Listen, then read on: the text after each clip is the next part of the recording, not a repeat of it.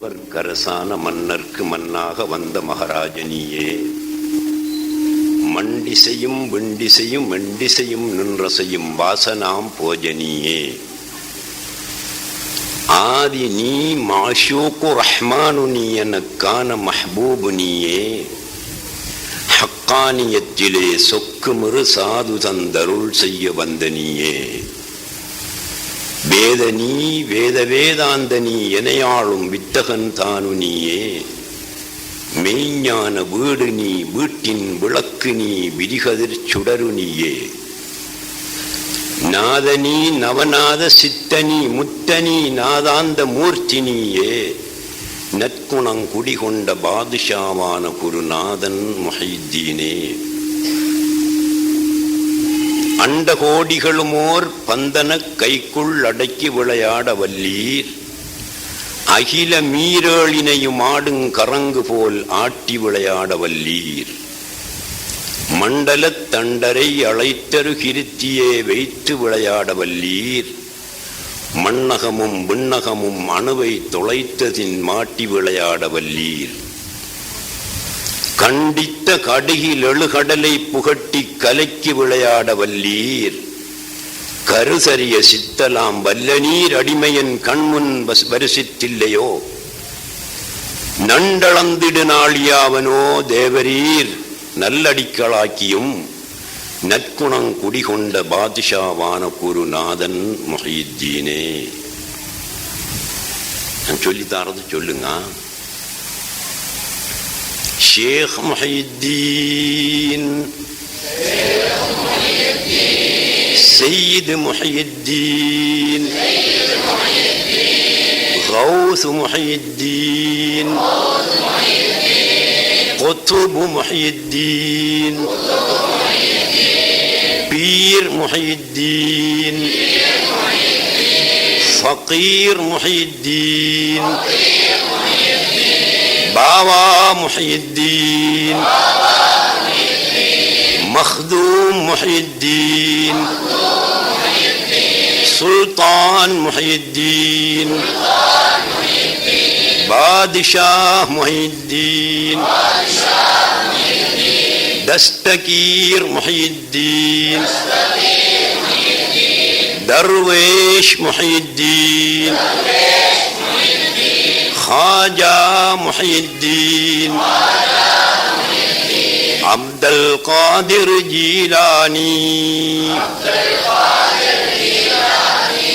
शेख मुहिद्दीन, सैयद मुहिद्दीन, गौस मुहिद्दीन, कुतुब मुहिद्दीन, पीर मुहिद्दीन, फकीर मुहिद्दीन, बावा मुहिद्दीन, मखदूम मुहिद्दीन, सुल्तान मुहिद्दीन, बादशाह मुहिद्दीन, दस्तगीर मुहिद्दीन, दरवेश मुहिद्दीन, खाजा मुहिद्दीन, अब्दुल कादिर जीलानी, शेख मुहिद्दीन, सैयद मुहिद्दीन, गौस मुहिद्दीन, कुतुब मुहिद्दीन, पीर मुहिद्दीन, फकीर मुहिद्दीन, बावा मुहिद्दीन, मखदूम मुहिद्दीन, सुल्तान मुहिद्दीन, बादशाह मुहिद्दीन, दस्तगीर मुहिद्दीन, दरवेश मुहिद्दीन, खाजा मुहिद्दीन, अब्दुल कादिर जीलानी, الحمد لله الذي تجلى لعباده العارفين بذاته وصفاته وأسمائه، والصلاة والسلام على سيدنا محمد الموسوم بجميع سماته، وعلى آله وأصحابه وأزواجه وأهل بيته. أما بعد. அளவற்ற அருளாளனும் நிகரற்ற அன்புடையவனுமான எல்லாமாய் தோற்றுகின்ற வல்ல அல்லாவுக்கே சர்வ புகழும் உரித்தாகட்டும்.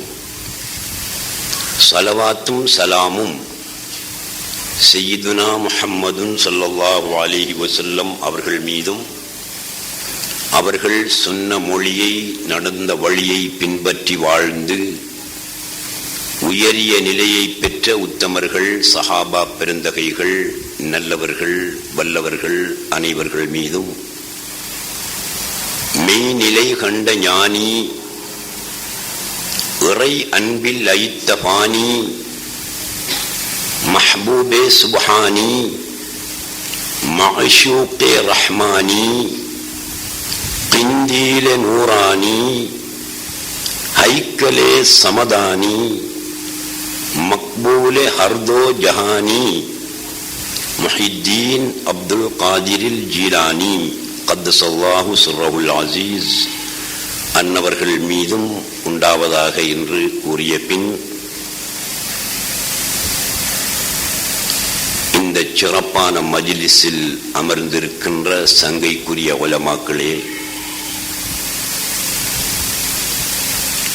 இந்த நிகழ்ச்சிக்கு இங்கு வருகை தந்திருக்கின்ற அன்புக்குரிய சகோதர சகோதரிகளே, அல்லாஹுவின் நல்லடியார்களே, ஞான வழி தோழர்களே, அன்பு சிறார்களே,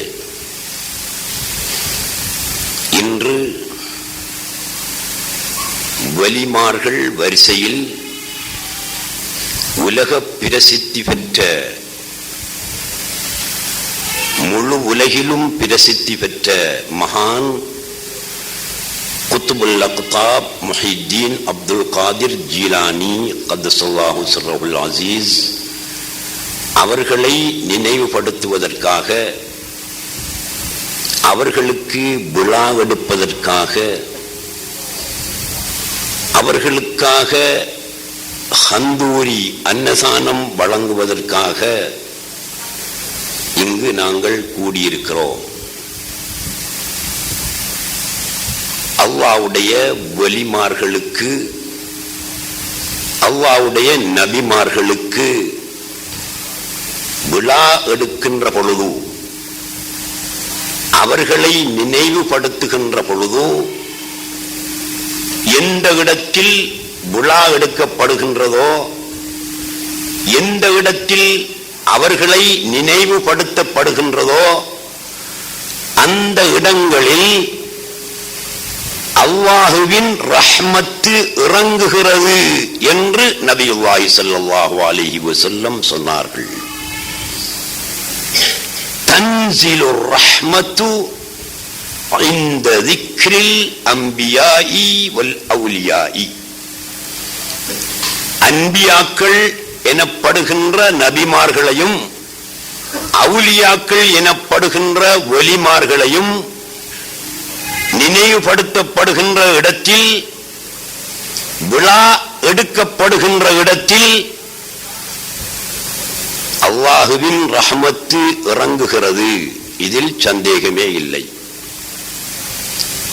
இப்படி அல்லாஹ்வின் ரஹ்மத்து இறங்கக்கூடிய இந்த இடத்திலே நாங்கள் இப்போது இருந்து கொண்டிருக்கிறோம். நாங்கள் சிந்தனை பண்ணி பார்க்க வேண்டும் சகோதரர்களே. சாதாரணமாக ஒரு மனிதன் BA படித்துவிட்டு ஊருக்கு வந்தானே, ஆனால் அவனுக்கு ஒரு பாராட்டு விழா, அவனுக்கு ஒரு வரவேற்பு விழா. அதே போல் ஒருவன் MA படித்துவிட்டு வந்தானே, ஆனால் அவனுக்கு ஒரு பாராட்டு விழா, ஒரு வரவேற்பு விழா. ஒரு ஒருவர் தப்லீக் ஜமாத்திலே சென்று 4 மாதங்களும் 10 நாட்களும் சுற்றிவிட்டு அவர் நாடு திரும்பினாரே, ஆனால் அவருக்கு ஒரு வரவேற்பு விழா, பாராட்டு விழா. ஒருவருக்கு எம்பி பதவி கிடைத்துவிடுமே, ஆனால் அவருக்கு ஒரு வரவேற்பு விழா, பாராட்டு விழா. ஒருவருக்கு அமைச்சர் பதவி கிடைத்து விடுமானால் அவருக்கும் ஒரு வரவேற்பு விழா, பாராட்டு விழா. ஒரு ஜனாதிபதி வருகிறாராம் என்றால் அவருக்கும் ஒரு வரவேற்பு விழா. ஒரு அமைச்சர் வருகிறாராம் என்றால் அவருக்கும் ஒரு வரவேற்பு விழா, பாராட்டு விழா. இப்படி பாராட்டு விழாக்கள், வரவேற்பு விழாக்கள் பலருக்கு நடைபெற்றுக் கொண்டிருக்கின்றன. இவற்றை நாங்கள் பார்த்துக் கொண்டிருக்கிறோம்.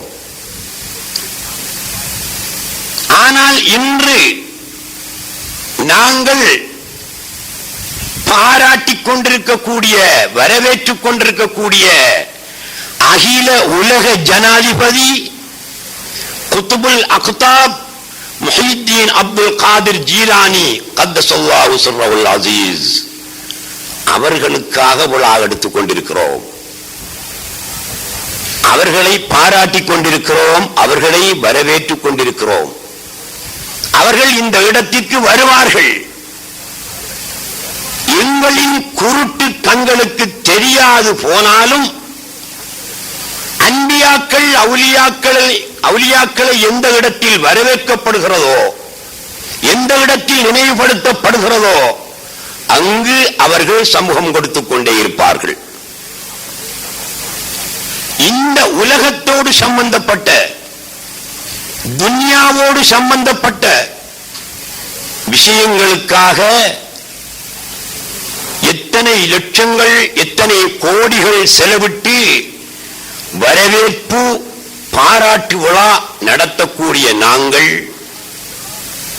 இத்தகைய மகான்களுக்கு எத்தனை கோடி, எத்தனை லட்சம் செலவிட்டு வரவேற்புகள், பாராட்டு விழாக்கள் நடத்த வேண்டும் என்பதை நீங்கள் சிந்தனை செய்து பாருங்கள். ஒருவர்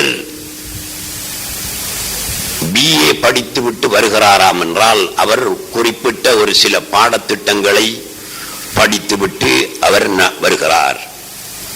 அவருடைய சேவை ஒரு பாடசாலையிலே ஆசிரியராக இருந்து பணி செய்வார். ஒரு MA வருகிறார். இவரை விட ஒரு படி மேலாக அவர் இருந்தாலும் அவரும் ஒரு பாடசாலையிலே ஆசிரியராக இருந்து பணி செய்வார். ஒருவர் MB ஆகிறார். அவர் அந்த நாட்டிலே பல ரோட்டுகளை போடுவார், பல கட்டிடங்களை கட்டுவார். ஒருவர் அமைச்சராகிறார். அவருடைய சேவை என்ன? அவரும் பல ரோட்டுகளை போடுவார், பல பாடசாலைகளை கட்டுவார், பல கட்டிடங்களை எழுப்புவார். இவர்களுக்குத்தான் நாங்கள் விழா எடுக்கிறோம். இவர்களுடைய சேவை இதுதான். ஆனால் நாங்கள் இப்போது விழா எடுத்துக் கொண்டிருக்கின்றோமே, குத்துபுல் அக்தாப் முஹியுத்தீன் அப்துல் காதிர் ஜீலானி, வலிமார்கள், நபிமார்கள், இவர்களுடைய சேவை என்ன? இவர்களுக்கு கிடைத்த சர்டிபிகேட் என்ன? இவர்களுக்கு கிடைத்த ஷஹாதத் என்ன? அவனுக்கு BA சர்டிபிகேட் கிடைக்கிறது, இவனுக்கு MA என்ற பட்டம் கிடைக்கிறது, அவருக்கு மந்திரி என்ற பட்டம் கிடைக்கிறது, இவருக்கு MB என்ற பட்டம் கிடைக்கிறது.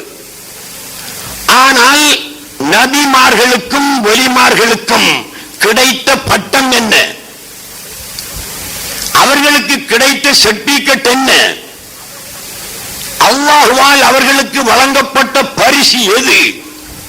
இதை நாங்கள் சிந்தனை பண்ணி பார்த்தோமானால் விழா எடுப்பதற்கும் பாராட்டு நடத்துவதற்கும் தகுதியானவர்கள் அன்பியாக்களும் மௌலியாக்களும் தான். மற்றவர்கள் தகுதியற்றவர்கள். ஏன் தெரியுமா? வலிமார்களுக்கும் நபிமார்களுக்கும் அல்லாஹ் வழங்கிய பரிசு, அவன் வழங்கிய அதிகாரம் ரோட்டு போடுவதும் அல்ல, பாடசாலைகள் கட்டுவதும் அல்ல, கட்டிடங்கள் எழுப்புவதும் அல்ல.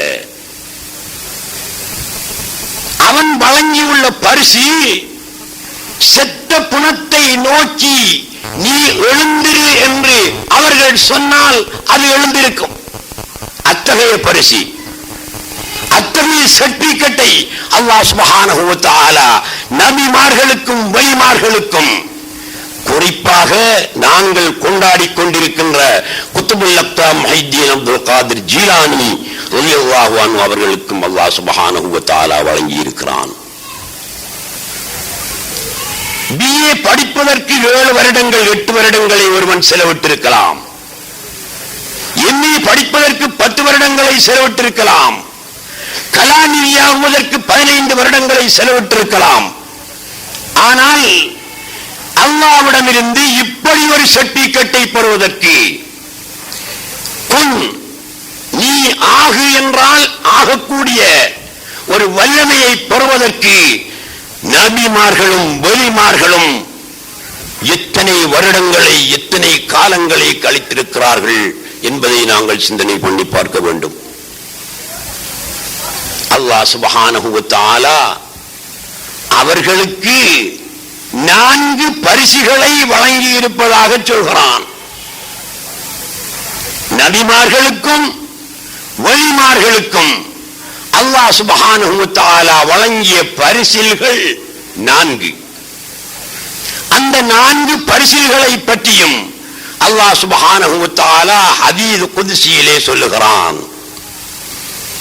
லா யஸாலுல் அப்து யதகர்ரபு இலைய பின்னவாஃபிலி ஹத்தா உஹிப்பஹு ஃபஇதா அஹ்பப்துஹு குந்து சம்அஹு அல்லதி யஸ்மஉ பிஹி வ பஸரஹு அல்லதி யப்ஸுரு பிஹி வ யதஹு அல்லதி யப்திஷு பிஹா வ ரிஜ்லஹு அல்லதி யம்ஷி பிஹா.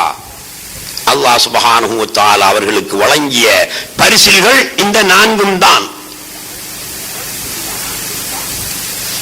லா யஸாலுல் அப்து யதகர்ரபு இலைய பின்னவாஃபில்,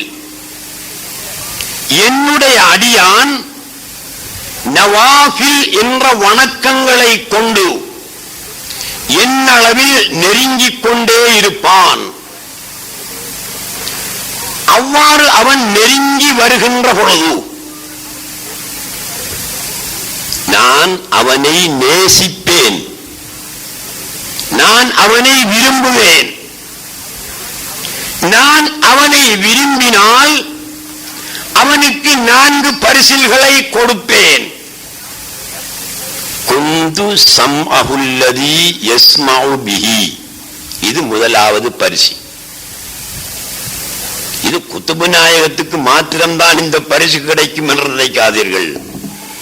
நாங்கள் ஒலிமார்களானால் எங்களுக்கும் கிடைக்கும். பெண்கள் ஒலியத்துக்கள் ஆனால் பெண்களுக்கும் கிடைக்கும். எவரை அல்லாஹ் சுப்ஹானஹு வ தஆலா விரும்புகிறானோ அவர்களுக்கு அந்த பரிசுகளை அவன் வழங்குவான். முதலாவது பரிசு என்ன? குந்து சம்அஹு அல்லதி யஸ்மஉ பிஹி, இந்த மனிதன் கேட்கக்கூடிய கேள்வியாக நான் ஆகுவேன். இது முதலாவது பரிசு. இரண்டாவது பரிசு வ பஸரஹு அல்லதி யப்ஸுரு பிஹி, இந்த மனிதன் பார்க்கக்கூடிய பார்வையாக நான் ஆகுவேன். இது இரண்டாம் பரிசு.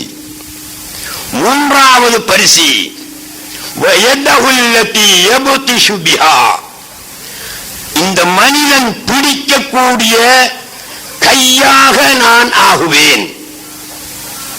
இது மூணாம் பரிசு. நாலாவது பரிசு வ ரிஜ்லஹு அல்லதி யம்ஷி பிஹா, இந்த மனிதன் நடக்கக்கூடிய காலாக நான் ஆகுவேன். அல்லாஹ் சுப்ஹானஹு வ தஆலா சொல்கிறான். உங்களுக்கு அதிசயமாக இருக்கிறதா? அதிசயப்பட தேவையில்லை. இது ஹதீஸ் குதுசி. இதை யாரும் மறுக்க முடியாது. ஆனால் இதற்கு விளக்கம் சொல்லுகின்ற அறிஞர்களுக்கிடையில் கருத்து வேறுபாடுகள் இருக்கின்றன. ஞான கடலில் மூழ்கி ஞான கடலில் நீந்தி விளையாடக்கூடிய ஞான மகான்கள் சொல்லக்கூடிய கருத்தை உங்கள் மத்தியிலே நான் சொல்லுகிறேன். ஒரு மனிதன் அல்லாஹ் அளவிலே நெருங்கிக் கொண்டே போவான். எப்படி நெருங்கலாம்? இரண்டு வகையாக நெருங்கலாம். அல்லாஹுவை இரண்டு வகையாக நெருங்கலாம். நெருங்கலாம் என்று நான் பேசும்போது அல்லது நெருங்குதல் என்ற கருத்தை தரக்கூடிய குர்பு யதகர்ரபு என்ற சொற்கள் திருக்குர்ஆனிலும் ஹதீஸ்களிலும் வரும்போது நாம் நினைத்துவிடக் கூடாது அல்லாஹ் சுப்ஹானஹு வ தஆலா எங்கோ இருக்கிறான், அவனை நாங்கள் நெருங்குகிறோம் என்று. அவன் மெட்ராஸிலே இருக்கிறான், அல்லது மதுரையிலே இருக்கிறான், அல்லது மன்னாரில் இருக்கிறான் என்றால் மெல்ல மெல்ல நாங்கள் அவனை நெருங்கி செல்லலாம். அப்படியா அல்லாஹ் சுப்ஹானஹு வ தஆலா இருக்கிறான்?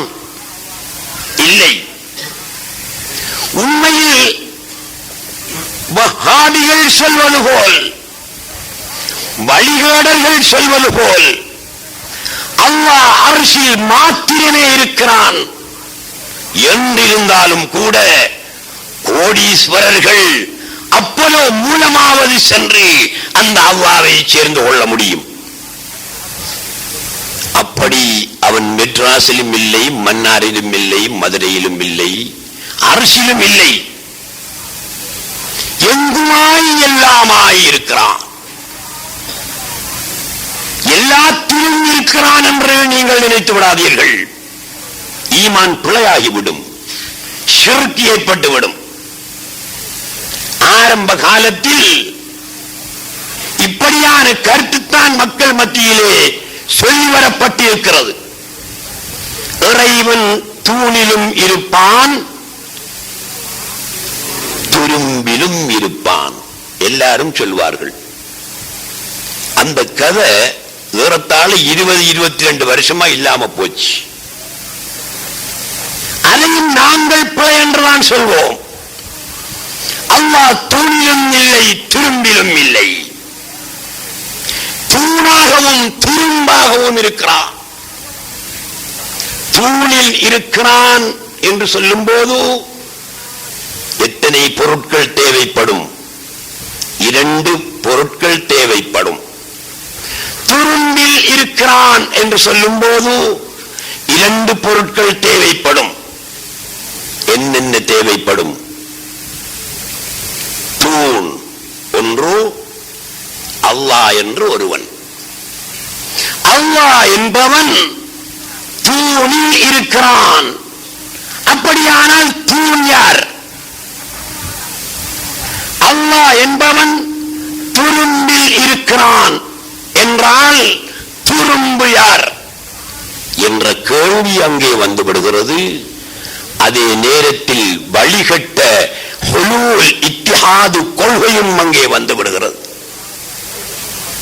நீங்கள் ஞானவழி தோழர்கள் பல வருடங்களாக ஞான விளக்கத்தை கேட்டு ஞானத்தை கற்று வருகிறீர்கள்.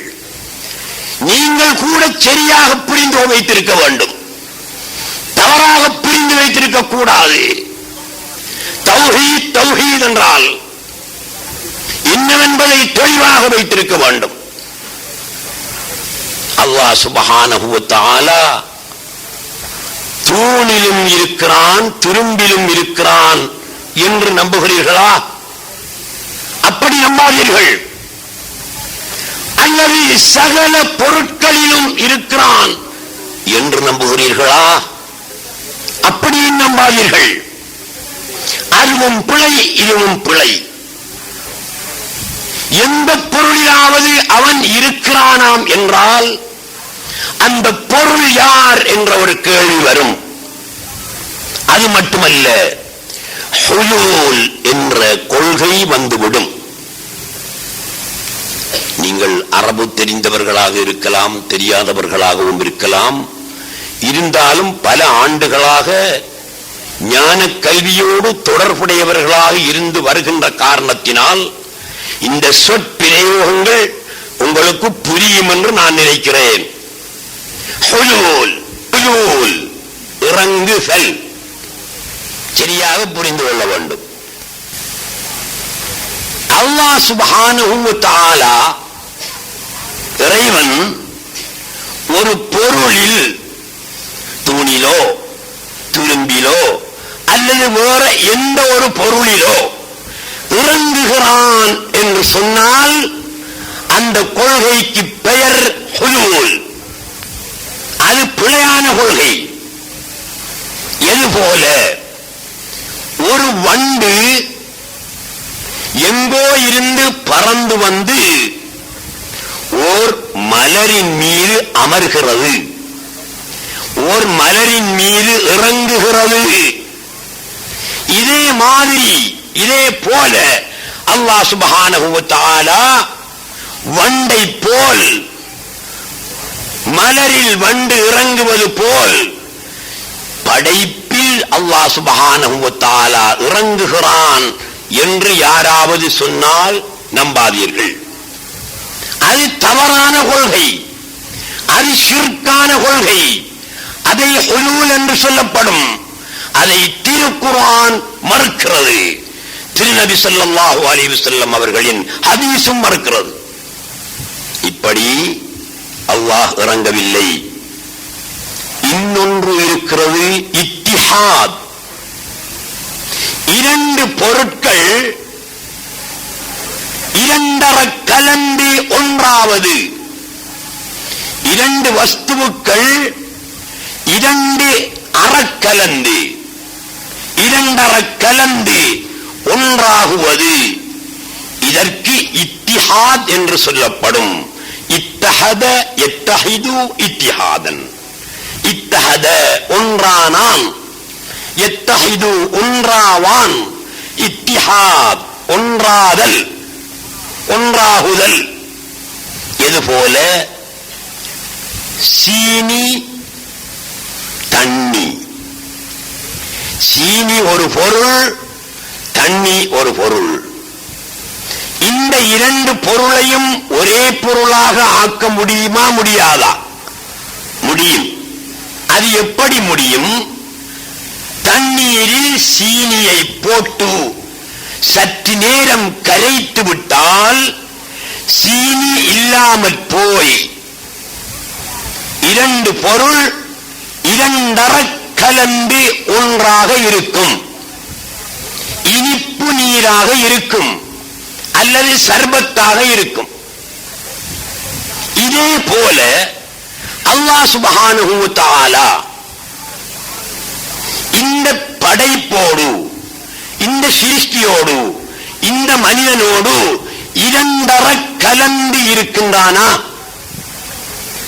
சீனியும் தண்ணீரும் இரண்டர கலந்து ஒரே பொருளாக இருப்பது போல் அல்லாஹ் சுப்ஹானஹு வ தஆலா படைப்போடு இரண்டர கலந்து ஒன்றாக இருக்கிறானா? இல்லை. அதுவும் தவறான கொள்கை, அதுவும் ஷிர்கான கொள்கை. அல்லாஹ்வை பற்றி நீங்கள் அவ்வாறு நம்ப வேண்டாம். அவ்வாறு நம்பினால் அது ஈமான் அல்ல. அவ்வாறு நம்பி இருப்பவர்களை பார்த்துத்தான் அல்லாஹ் சுப்ஹானஹு வ தஆலா சொல்லுகிறான், யா அய்யுஹல்லதீன ஆமனூ ஆமினூ பில்லாஹி வ ரசூலி. விசுவாசிகளே, விசுவாசம் கொண்டவர்களே, ஈமான் கொண்டவர்களே, நீங்கள் ஈமான் கொள்ளுங்கள் என்று சொல்லுகிறான். ஈமான் கொண்டவனை பார்த்து ஈமான் கொள் என்று சொல்ல வேண்டுமா? அவன்தான் ஈமான் கொண்டவனாக இருக்கிறானே, அவனை பார்த்து ஈமான் கொள் என்று சொல்ல தேவையில்லை. ஏன் சொல்கிறான் தெரியுமா? ஹுலூல் என்ற அடிப்படையில், இறங்குதல் என்ற அடிப்படையில், இத்திஹாத் இரண்டு பொருட்கள் இரண்டர கலந்து ஒன்றாதல் என்ற அடிப்படையில் ஈமான் கொண்டிருக்கின்றவர்களே, இந்த அடிப்படையில் அல்லாஹ்வை நம்பி இருக்கின்றவர்களே, நீங்கள் அவ்வாறு நம்பி இருக்க வேண்டாம், ஷிர்கிலேதான் இருந்து கொண்டிருப்பீர்கள். எனவே நீங்கள் அந்த இரண்டு வகையிலும் நம்பாமல், அவன் இறங்கவும் இல்லை, அவன் கலக்கவும் இல்லை, ஆனால் அவனேதான் சகல படைப்புகளாகவும் சகல சிருஷ்டிகளாகவும் சகல வஸ்துக்களாகவும் வெளியாகி இருக்கிறான் என்று அவனை பற்றி ஈமான் கொள்ளுங்கள். அப்படியானால் அல்லாஹ் சுப்ஹானஹு வ தஆலா எங்கே இருக்கிறான்? அவனை இந்த அடியான் நெருங்குவதற்கு அவன் ஓரிடத்திலும் அடியான் இன்னொரு இடத்திலும் இருந்தால் அல்லவா அவனை கொஞ்சம் கொஞ்சமாக நாங்கள் நெருங்கலாம். அவனேதான் எல்லாமாயும் நீயாயும் நானாயும் சகல வஸ்துவாயும் அவனேதான் இருக்கும் போது அவனை எப்படி நெருங்குவது, எங்கே தேடுவது? கோடி கோடி மானிடர்கள் கோதையுனை நாடியோடி தேடி தேடி மாண்டவர்கள் என் தங்கமே உன்னை தேடி திகைத்தாரடி. கோடி கோடி மானிடர்கள் கோதையுனை நாடி ஓடி தேடி தேடி மாண்டவர்கள் என் தங்கமே உன்னை தேடி திகைத்தாரடி, தேடி தடுமாறினாரடி. எங்கே தேடுவது? அல்லாஹ் சுப்ஹானஹு வ தஆலாவை நெருங்குவதற்கு அவன் எங்கே இருக்கிறான்? அவனை எங்கே தேடுவது? நீங்கள் காலமெல்லாம் தேடி அலைந்தாலும் காலம் வீணாய் போகுமே தவிர அவனை தேடி பிடிக்க முடியாது. இந்த உலகத்தில் ஒரு சிலர் அல்ல, கோடி கோடி மானிடர்கள், கோடிக்கணக்கானோர், கோடி கோடி மானிடர்கள் கோதையுனை நாடி ஓடி தேடி தேடி மாண்டு போனார்கள். தேடி தேடியே அவர்களுடைய காலம் போய்விட்டது, தேடி பிடிக்க முடியாமல் போய்விட்டது. இன்னும் சிலர் தேடி திகைத்தாரடி, விஷயம் புரியாமல் தடுமாறி நின்றார்களடி என்று தோனா மௌலானா அவர்கள் கூறுகிறார்கள். எங்கே தேடுவது? கைக்குள் வெண்ணையை வைத்து நெய்க்கழுத பாவி, கலை கற்றும் அறிவற்ற பாவி, கற்பக விருட்சத்தின் அடியிலே காஞ்சிலங்காய் தேடி நின்ற பாவி, கொக்கு பிடிக்க நாய்க்கு தெரியுமோ என்ற கதை போல என்று மஸ்தான் சாஹிபு அப்பா அவர்கள் சொல்வது போல், கைக்குள் வெண்ணையை வைத்து நெய்க்கழுத பாவி. வெண்ணையில் நெய் எடுக்கலாம், தேங்காய் பூவில் தேங்காய் பால் எடுக்கலாம். தேங்காய் பூவை கைக்குள் வைத்துக் கொண்டு ஒருவன் அலைந்து திரிகிறான். ஒருவன் கேட்கிறான், எங்கிருந்து வாரா மச்சான் அப்படி என்று கேட்டான். நான் அக்கரைப்பத்துக்கு போய், பெத்துவில்லுக்கு போய், சேம்பலாந்து போய், மன்னாருக்கு போய், காலிக்கு போய் இப்ப கொழும்புக்கு வந்திருக்கேன். என்னத்துக்கு இப்படி எல்லாம் தேடி அலையறீங்க? தேங்காய் பால் கொஞ்சம் வேணும், அதற்காகத்தான் இப்படி எல்லாம் தேடி அலைகிறேன் என்று சொன்னான். உங்களோட கையில் இருக்கிற எண்ணெய் அது பேக்கு, அதுக்குள்ள என்ன இருக்கி? தேங்காய் இருக்கி. தேங்காயை கைக்குள் வைத்துக் கொண்டு தேங்காய் பாலுக்காக உலகமெல்லாம் சுற்றி வருகிறீரே, எவ்வளவு பெரிய அறியாமை என்று அவன் இவனுக்கு சொல்வது போல், நாங்கள் கைக்குள் தேங்காய் பூவை வைத்துக் கொண்டு பாலுக்கு தேங்காய் பாலுக்கு அலைந்து திரிகிறோம். ஆகவே இறைவனை தேடி எங்கும் அலைய தேவையில்லை. எங்கே இருக்கிறான்? எல்லாமாயும் இருக்கிறான். நீயாயும் இருப்பது அவன்தான், நானாக இருப்பதும் அவன்தான். அதை நானும் புரியாமல் நீயும் புரியாமல் இருக்கின்றோம். நான் என்றிருந்தேனே, நாளும் கழிந்தேனே. நான் என்றிருந்தேனே, நாளும் கழிந்தேனே. தானாயிருந்த தன்னை அறியேனே. நீயாகத்தானே இருந்திருக்கிறாய், எனக்கு தெரியலையே. நான் அப்துல் ஜவாத் ஆலிம் அவர்களின் மகன் அப்துல் ரவுப் என்றுதானே நினைத்திருந்தேன். யௌம யஅல்லு ஸாலிமு அலா யதைஹி, கியாம நாளையில் ஒருவன் தன்னுடைய விரலை வாயில் வைத்து கடித்துக் கொண்டு சொல்லுவான். யௌம யகூலு ஸாலிமு மா ஹஸ்ரத அலா மா ஃபர்ரத்து ஃபீ ஜம்பில்லாஹ், மா ஹஸ்ரத அலா மா ஃபர்ரத்து ஃபீ ஸலாஹ், மா ஹஸ்ரத அலா மா ஃபர்ரத்து ஃபீ ஸௌம், மா ஹஸ்ரத அலா மா ஃபர்ரத்து ஃபீ ஸகாத், மா ஹஸ்ரத அலா மா ஃபர்ரத்து ஃபில் ஹஜ் என்று அல்லாஹ் சொல்லியிருக்கான் குர்ஆன்ல. அல்லாஹ்வுடைய பேச்சை கொஞ்சம் என்ன செய்யணும், ஆழமாக சிந்தனை பண்ணி பார்க்க வேண்டும்.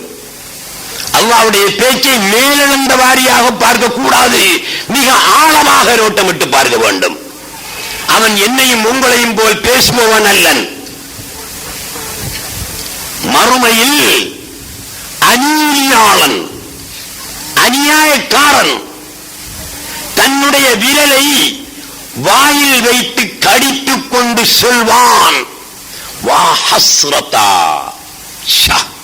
அப்சோஸ், கை சேதமே, பெருங்கவலையே, துக்கமே, ஐயோ, அலாமா ஃபர்ரத்து ஃபீ ஜம்பில்லாஹ், அல்லாஹ்வுடைய விஷயத்தில் நான் திறக்குறைச்சல் செய்துவிட்டேன், அல்லாஹ்விலே திறக்குறைச்சல் செய்துவிட்டேன், அல்லாஹ்விலே குறைபாடு செய்துவிட்டேன், இது என்ன நியாயம் என்று வாய்க்குள் விரலை வைத்து கடித்துக் கொண்டு அநீதியாளன் சொல்வான். யார் அந்த அநீதியாளன்?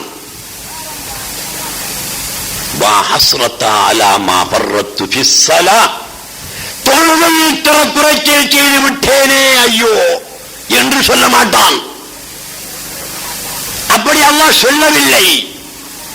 வா ஹஸ்ரதா அலா மா ஃபர்ரத்து ஃபீ ஸௌம், நோன்புடைய விஷயத்திலே திறக்குறைச்சல் செய்து விட்டேனே ஐயோ என்று சொல்ல மாட்டான்.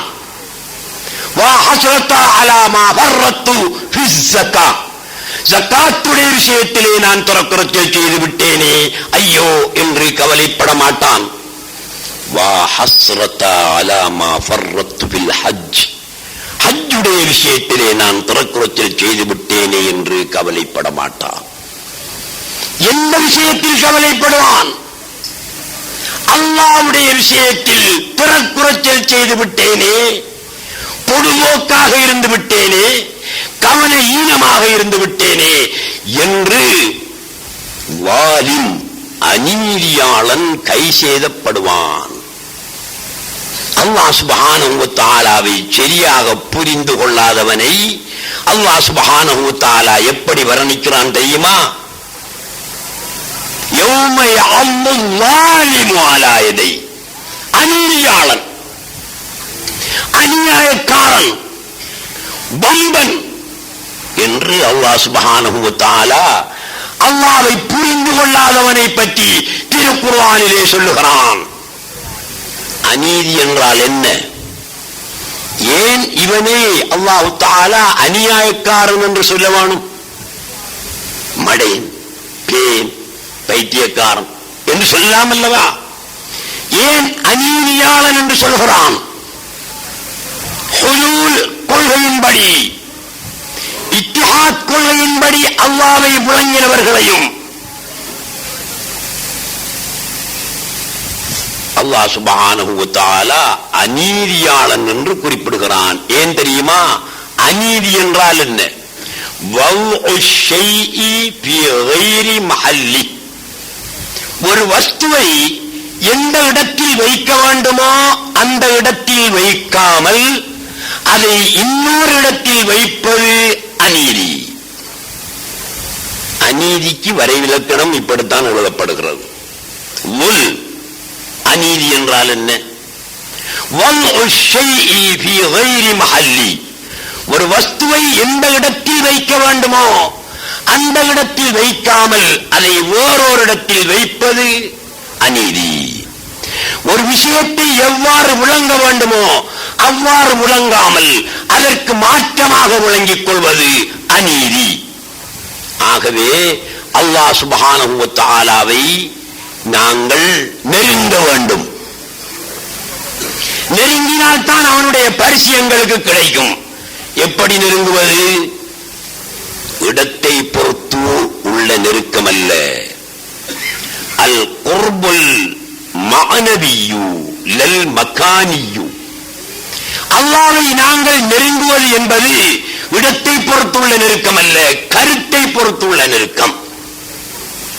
எங்களை நாங்கள் புரிந்து கொண்டால், ஒரு வஸ்துவினுடைய யதார்த்தத்தை நாங்கள் புரிந்து கொண்டால் அல்லாஹ்வை நாங்கள் புரிந்து கொண்டோம். உண்ட பேர் என்ன தம்பி? அஸ்மி. இந்த அஸ்மியை புரிந்து கொண்டாரே ஆனால் அல்லாஹ்வை புரிந்து கொண்டார். முஸ்தபாவை புரிந்து கொண்டாரே ஆனால் அல்லாஹ்வை புரிந்து கொண்டார். ஏன்? அஸ்மியாக வழியாகி இருப்பவனும் முஸ்தபாவாக வழியாகி இருப்பவனும் அவனாக இருக்கின்ற காரணத்தினால் அஸ்மியை புரிந்து கொள்ளும் போது அவன் அல்லாஹ்வை புரிந்து கொள்கிறான். முஸ்தபாவை புரிந்து கொள்ளும் போது அவர் அல்லாஹ்வை புரிந்து கொள்கிறார்.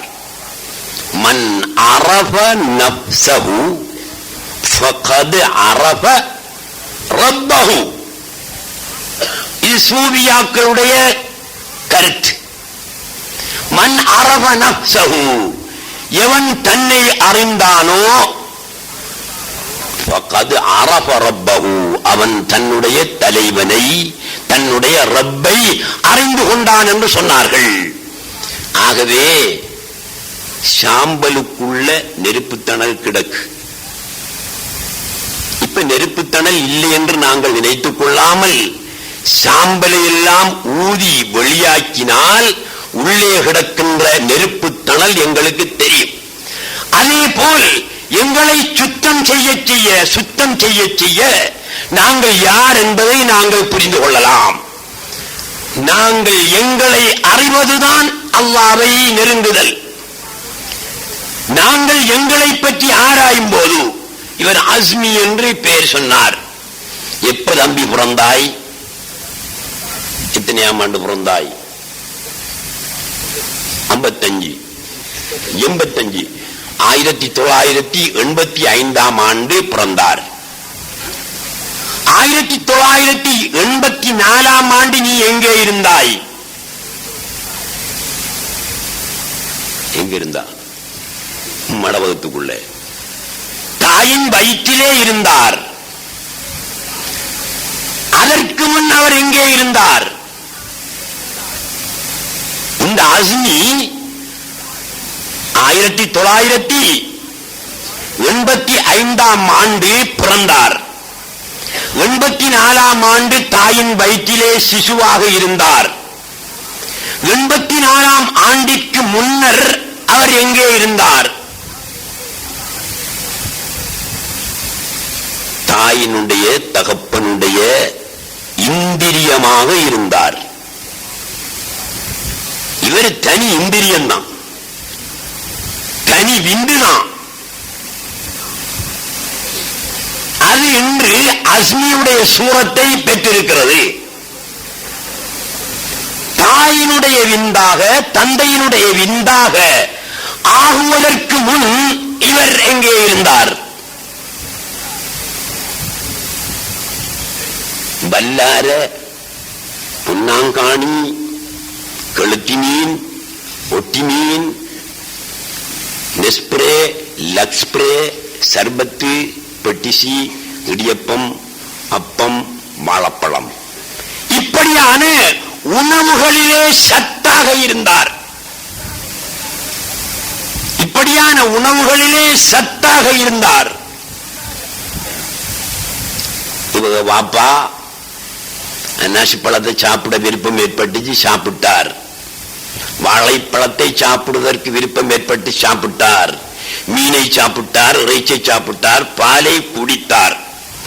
அவற்றில் உள்ள சத்துக்கள் இவருடைய தகப்பனின் உடலில் ஏறியது, இரத்தமாக இருந்தது.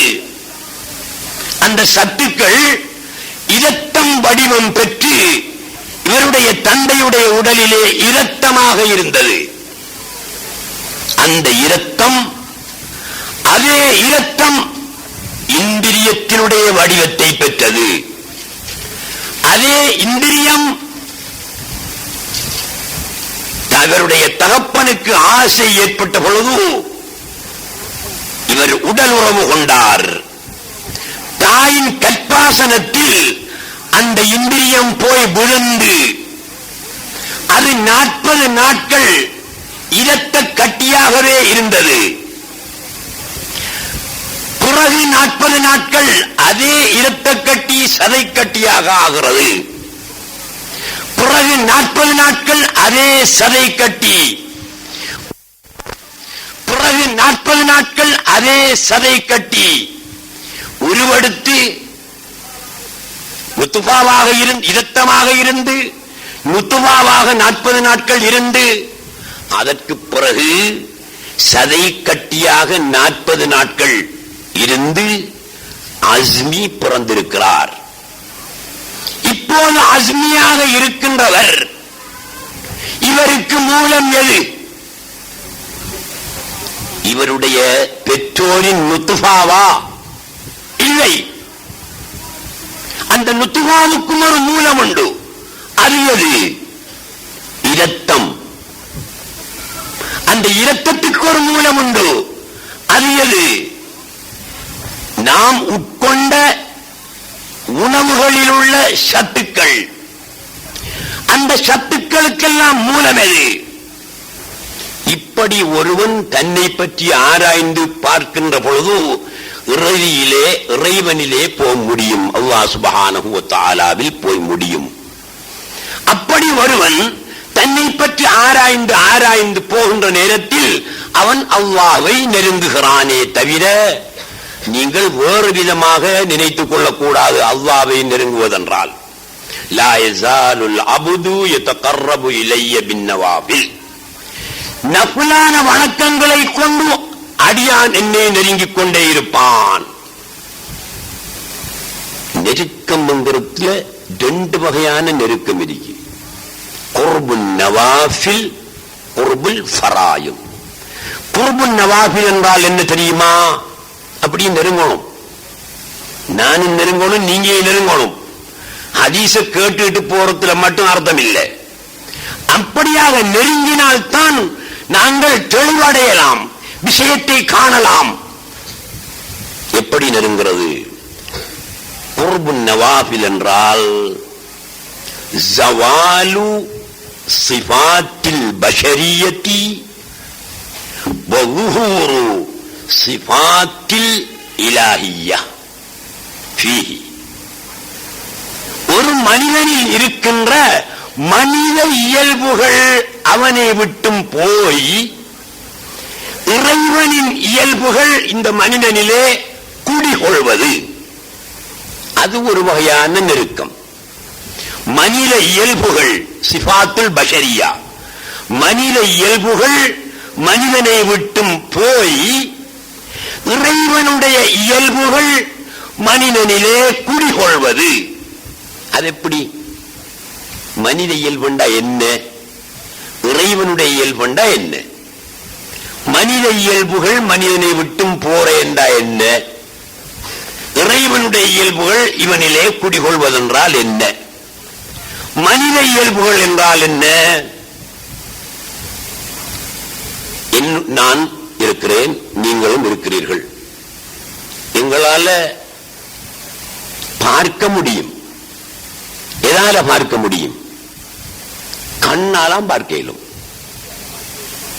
கையால பார்க்க இயலுமா? சூத்தால பார்க்கலாமா? தலையால பார்க்கலாமா? காலால பார்க்கலாமா? ஏலா. இது மனித இயல்பு. கண்ணால் மாத்திரம்தான் பார்க்கலாம். இது மனித இயல்பு. அல்லாஹ்வுடைய இயல்பு இதால பார்க்கிறவன், கண்ணின்றி பார்ப்பவன். அல்லாஹ் பத்தி சொல்லும் போது எப்படி சொல்றாங்க? கண்ணின்றி பார்ப்பவன். மனிதன் கண்ணால் பார்ப்பவன். இது மனித இயல்பு. அல்லாஹ்வுடைய இயல்பு மனித இயல்புக்கு மாறானது. அவன் எப்படி பார்ப்பான்? கண்ணின்றி பார்ப்பான்.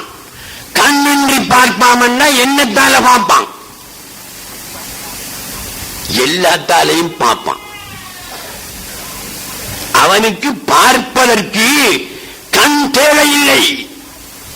அவனுடைய தாத்தை கொண்டு முழுமையாக பார்ப்பான். இது மனித இயல்பு. இது அல்லாஹ்வினுடைய இயல்பு. நாம் எதனால் கேட்கலாம்? இதால கேட்கலாம். காதால மாத்திரம்தான் கேட்கலாம். இது சிஃபாத்துல் பஷரியா. காதால் மாத்திரம் கேட்பது மனித இயல்பு. அல்லாஹ்வுடைய இயல்பு என்ன? சிஃபாத்துல் ஹக். அல்லாஹ்வுடைய இயல்பு என்ன? காதின்றி கேட்பான். எதால கேட்பான்? அப்ப காதின்றி கேட்பான் என்றா காதில் அவனுக்கு, அதனால காதால கேட்கறல. அப்ப கேட்பான். காதின்றி கேட்பான். எப்படி கேட்பான்? முழு தாத்தை கொண்டும் அவன் கேட்பான். நுகர்தல். பார்க்கிறது, கேட்கிறது, நுகர்தல். நாங்க ஒரு நாச்சத்தையோ அல்லது ஒரு மனத்தையோ நுகர்கிறோம். எதனால் நுகர்கிறோம்? மூக்கால் நுகர்கிறோம். யாரு சரி? தலையாலம் நுகர்றதா? காலால நுகர்றையா? இல்லை. இது மனித இயல்பு. மூக்கால் நுகர்வது மனித இயல்பு. அல்லாஹ் தஆலாவுடைய இயல்பு இதற்கு மாறானது. அவன் நுகர்வான். எதை கொண்டு நுகர்வான்? மூக்கின்றி நுகர்வான். அப்படியானால் எதை கொண்டு நுகர்வான்? அவனுடைய முழு தாத்தை கொண்டும் அல்லாஹ் சுப்ஹானஹு வ தஆலா நுகர்வான்.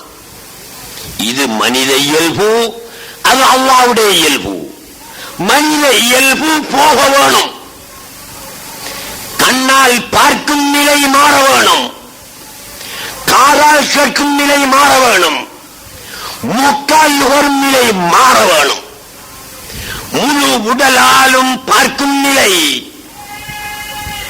முழு உடலாலும் கேட்கும் நிலை, முழு உடலாலும் நுகரும் நிலை, இது ஏற்பட வேண்டும். ஹக் தஆலாவுடைய தன்மை இயல்பு இந்த அடிமையிலே வெளியாக வேணும். இந்த அடிமையினுடைய இந்த இயல்புகள் எல்லாம் அவனை விட்டு போக வேணும். அடுத்தது மனித இயல்புல உள்ளது எது? இந்த கண்ணால எதை பார்க்கலாம்? மிக தூரத்தில் உள்ளதையும் பார்க்க முடியாது, மிகவும் நெருக்கமானதையும் பார்க்க முடியாது. நடுத்தரமான ஒன்றைத்தான் எங்களுடைய கண்ணால் பார்க்க முடியும். இது மனித இயல்பு. அக்கரப்பத்தில போற ஒரு பூச்சை இங்கிருந்து பார்க்கலாமா? நாம அக்கரப்பத்தில ரோட்ல ஒரு பண்டு போயிட்டு இருக்கி, அதை இங்கிருந்து பார்க்கலாமா? பார்க்க இயலாது. ஏன்? அது மிக தூரம். மிக தூரத்தில் உள்ளதை எங்களுடைய கண் பார்க்காது. மிகவும் நெருக்கமானதையும் எங்களுடைய கண் பார்க்காது. இதை போல கண் கண்ணுக்கு முன்னால் இருக்கின்ற கண் இமையை போல. கண் இமை கண்ணுக்கு பின்னாலாயிருக்கி புரோடி பக்கமாயிருக்கி இல்ல, கண்மணிக்கு முன்னால் தான் கண் இமை இருக்கிறது. இந்த இமை கண்ணுக்கு தெரியுதா? தெரிய மாட்டாது. காரணம் மிக நெருக்கம். எனவே மனித இயல்பு மிக தூரத்தில் உள்ளதையும் பார்க்காது, மிகவும் நெருக்கமானதையும் பார்க்காது, நடுத்தமானதை பார்க்கும். இது சிஃபாத்துல் பஷரியா. அல்லாஹ்வின் இயல்பு தூரத்தில் உள்ளதையும் பார்க்கும், மிக நெருங்கியதையும் பார்க்கும், நடுத்தரமானதையும் பார்க்கும். இது அல்லாஹ்வின் இயல்பு.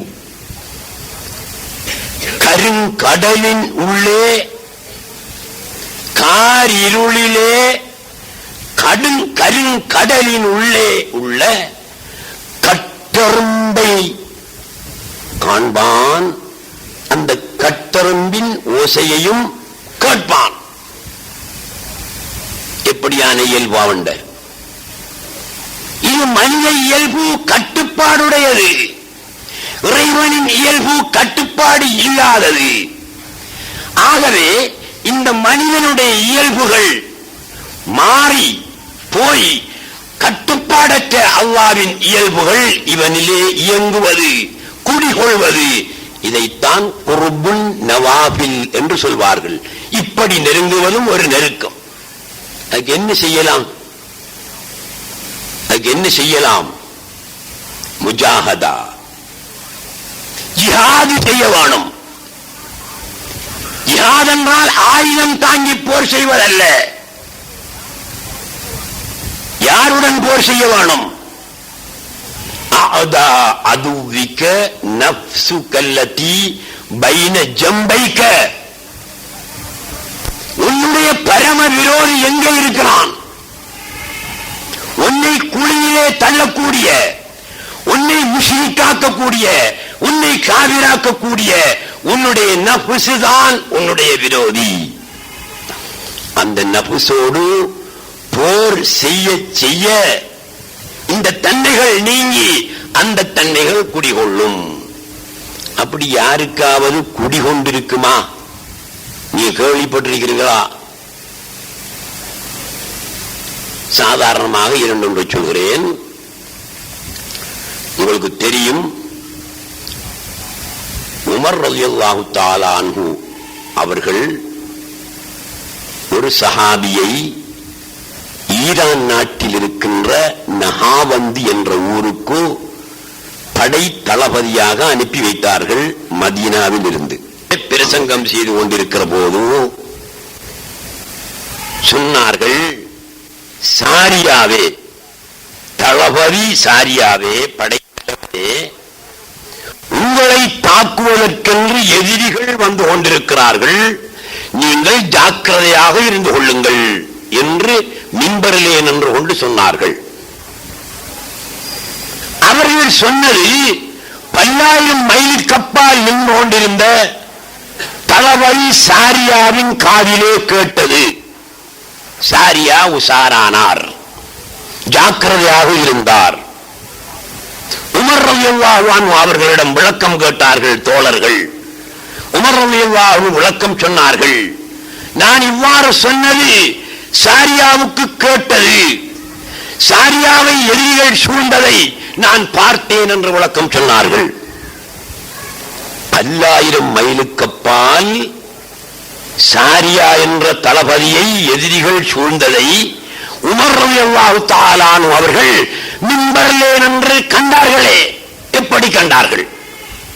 எத்தனை திரைகள், அத்தனை திரைகளும் கிழிந்தன. அகப்பார்வைக்கு முன்னால் அத்தனை திரைகளும் கிழியும். பூமிக்கு கீழே இருப்பதை பார்க்கலாம், ஆகாயத்தில் இருப்பதையும் பார்க்கலாம். يأخذillahu min aynayya nurahuma fa inna qalbi mudhi'un ma bihi dararu ara bi qalbi dunyaya wa akhirati wal qalbu yudriku ma la yudrikul basaru. அல்லாஹ் சுப்ஹானஹு வ தஆலா என்னுடைய 2 கண்களையும் குருடாக்கி விட்டான். பரவாயில்லை, சந்தோஷம். ஏன் தெரியுமா? என்னுடைய மொழி கண்களினால் இந்த உலகத்தை மாத்திரமே நான் பார்த்துக் கொண்டிருந்தேன். ஆனால் வெளிக்கண் 2ம் குருடானாலும் என்னுடைய மனக்கண் விழித்திருக்கிறது. மனக்கண் சரியாக இருக்கிறது. அந்த மனக்கண்ணை கொண்டு இந்த உலகத்தையும் நான் பார்க்கிறேன், ஆகிரத்தி என்னுடைய மறு உலகத்தையும் நான் பார்க்கிறேன். அகக்கண்ணில் இருக்கின்ற திரை கிழிந்தால் திரைகள் தடையாகாது. அமெரிக்காவில் நடப்பதை பார்க்கலாம், ஆப்பிரிக்காவில் நடப்பதை பார்க்கலாம். வலிமார்களுடைய வரலாறிலே எத்தனையோ வலிமார்கள் அர்ஷை பார்த்து மக்களுக்கு விளக்கம் சொல்லி இருக்கிறார்கள். அர்ஷை பார்த்து குத்துபு நாயகம் கத்தஸல்லாஹு சிர்ரஹுல் அஸீஸ் அவர்கள் விஷயங்களை சொல்லி இருக்கிறார்கள். அர்ஷுக்கும் இவர்களுக்கும் இடையிலே எத்தனையோ கோடானு கோடி திரைகள். இந்த திரைகள் எல்லாம் அகக்கண்ணும் கிழிந்து விடுகின்றன. எப்போதும் இந்த மனித இயல்புகள் இவனை விட்டும் போய் அல்லாஹ் சுப்ஹானஹு வ தஆலாவுடைய இயல்புகள் இவனிலே ஏற்படும் போது அந்த இயல்பு அல்லாஹ் எப்ப தருவான்? அவன் விரும்பினா தருவான். எப்ப அவனுக்கு விருப்பம் வரும்? நெருக்கம் இருந்தால் விருப்பம் வரும். நெருக்கம் இல்லாது போனால் விருப்பம் வராது. ஆகவே நாங்கள் எங்களை அறிந்து அறிந்து படைப்பை ஆராய்ந்து ஆராய்ந்து அவனை நெருங்கும் போது அவனுக்கு விருப்பம் வரும். விருப்பம் வந்தால் முதல் பரிசாக தருவான். பாரப்பா, இங்க இருந்து கொண்டு காத்தாங்குடியில இருந்து கொண்டு அமெரிக்காவை பாரு, ஆப்பிரிக்காவை பாரு, கடலுக்கு அடியில் உள்ளதை பாரு. வெளிமார்கள் எல்லாம் மறைந்த விஷயங்களை சொல்கிறார்களே. எப்படி சொல்கிறார்கள்? நாளைக்கு மழை பெய்யும் என்பார்கள், நாளைக்கு காத்தடிக்கும் என்பார்கள், இன்னின்ன விஷயங்கள் இன்னின்ன ஊரிலே நடக்கும் என்று சொல்வார்கள். எப்படி சொல்கிறார்கள்? அவர்களுக்கு நிதர்சனமாக தெரிகிறது. அல்லாஹ் சுப்ஹானஹு வ தஆலா இந்த அடியானின் பார்வையாக ஆகினால் அவனுடைய சிபத்து இவனிலே வெளியாகிறது. அடியானின் கேள்வியாக ஆகிறான், அவனுடைய சிபத்து இவனிலே வெளியாகிறது. கட்டுப்பாடற்ற நிலையில் பார்க்கிறான், கட்டுப்பாடற்ற நிலையில் கேட்கிறான்.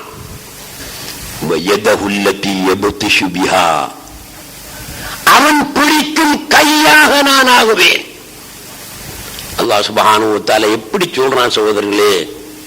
அட நான் தாண்டா படைப்பாக ஒளியாகி இருக்கிறேன் என்பதை அல்லாஹ் சுப்ஹானஹு வ தஆலா அப்பமண்டா புட்டா காட்டணும் தேவையில்லை. ஆனா அவன் புட்டு காட்டுறான், அப்பத்தையும் புட்டு காட்டுறான், வாழைப்பழத்தையும் முடிச்சு காட்டுறான். நான் இந்த அடியானின் கேள்வியாக ஆகுவேன், அடியானின் பார்வையாக ஆகுவேன். அப்ப அடியாண்ட கேள்வி யாருடைய கேள்வி? அவன் கேள்வி. அடியானின் பார்வை யாருடைய பார்வை? அவனுடைய பார்வை. கேள்வியோடும் பார்வையோடும் நின்று கொள்ளவில்லை அல்லாஹ் சுப்ஹானஹு வ தஆலா. கேள்வியும் பார்வையும் ஷடமில்லாதவைகள். கேள்விக்கு ஷடமுண்டா? பார்வைக்கு ஷடமுண்டா? இல்லை. ஷடமற்றவைகளான பார்வையாகவும் கேள்வியாகவும் நான் தான் இருக்கிறேன்.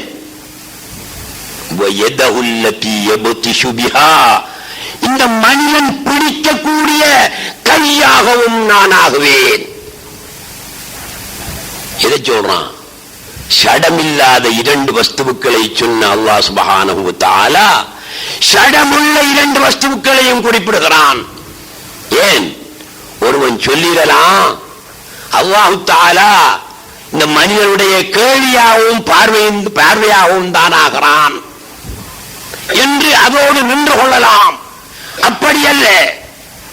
மனிதனுடைய ஷடமற்ற இயல்புகளாகவும் நான் தான் இருக்கிறேன், மனிதனுடைய ஷடமாகவும் மனிதனாகவும் படைப்பாகவும் நான் தான் இருக்கிறேன் என்பதை மடையனுக்கு கூட்டிச் சொல்வது போல, தட்டி சொல்வது போல அல்லாஹ் சுப்ஹானஹு வ தஆலா சொல்கிறான், வயதஹுல்லதி யபதிஷு பிஹா, அவன் பிடிக்கக்கூடிய கையாக நான் ஆகுவேன். கையின் நான் தான்ப்பா. இதை விட நீங்க அரபு தெரியாத ஆட்களா இருப்பதனால இந்த வசனத்துக்கு இப்படித்தான அர்த்தம் கிருத்தம் பண்ணி யோசிக்கலாம். அப்படித்தான் அர்த்தம். உலகத்தில் உள்ள எந்த டிக்ஷனரியை பிரட்டி பார்த்தாலும் என்னப்பா அர்த்தம்? அவன் பிடிக்கக்கூடிய கையாக நான் ஆகுவேன். இதை தவிர ஒரு அர்த்தம் இல்லை. அதனுடைய விளக்கம் என்ன? இவனுடைய கைதான். வேற அல்லாஹ்க்கு ஒரு கை இருந்து அந்த கை ஓடி வந்து இந்த கையில ஒட்டிட்டு நினைச்சுக்காதங்க. இவனுடைய கையாக நான் ஆகுவேன் என்றால் இந்த இன்சானுடைய கை இந்த அறிக்கை அல்லாஹ்வுக்கு ஒரு கை இருக்காக்கும், அந்த கை வந்து இந்த கையில ஒட்டிட்டு இருக்கிறாக்கும் என்று நினைத்துக் கொள்ளாதீர்கள்.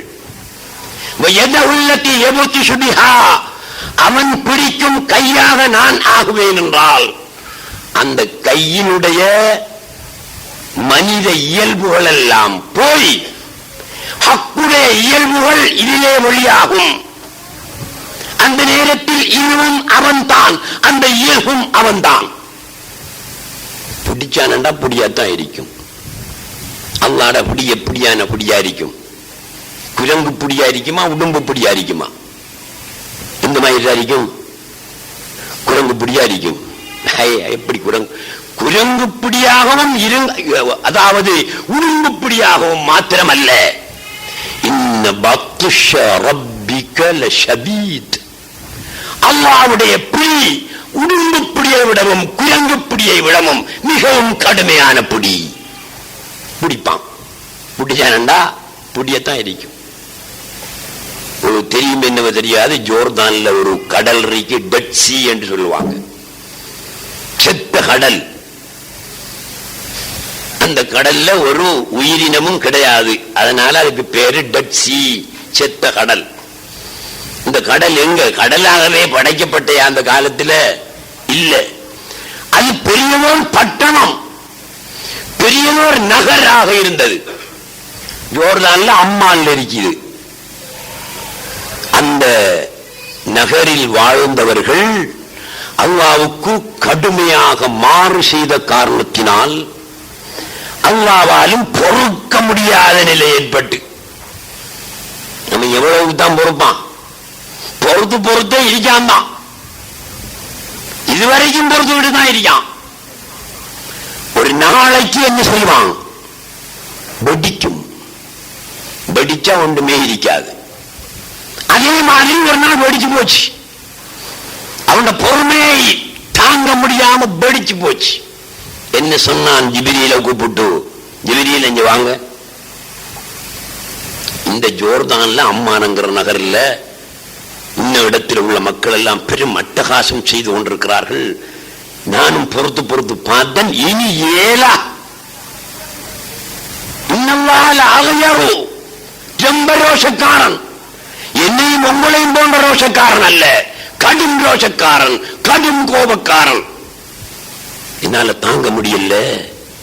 இந்த ஊரை போய் அப்படியே கிளப்பி ஆகாயத்துக்கு கொண்டு போய் பிரட்டி விடு என்று அல்லாஹ் சுப்ஹானஹு வ தஆலா ஜிப்ரீலுக்கு கட்டளையிட்டான். ஜிப்ரீல் அலைஹிஸ்ஸலாத்து வஸ்ஸலாம் அவர்கள் வந்து ஒரு இறகால், அவருக்கு 2 இறகுகள், ஒரு இறகை அந்த நகருக்கு கீழே கொடுத்து அந்த ஒரு பெரும் நகரை ஒரே இறகில் எடுத்துக்கொண்டு ஆகாயத்துக்கு பறந்தார். பறந்து ஆகாயத்தில் வைத்து அந்த நகரை புரட்டி விட்டார்.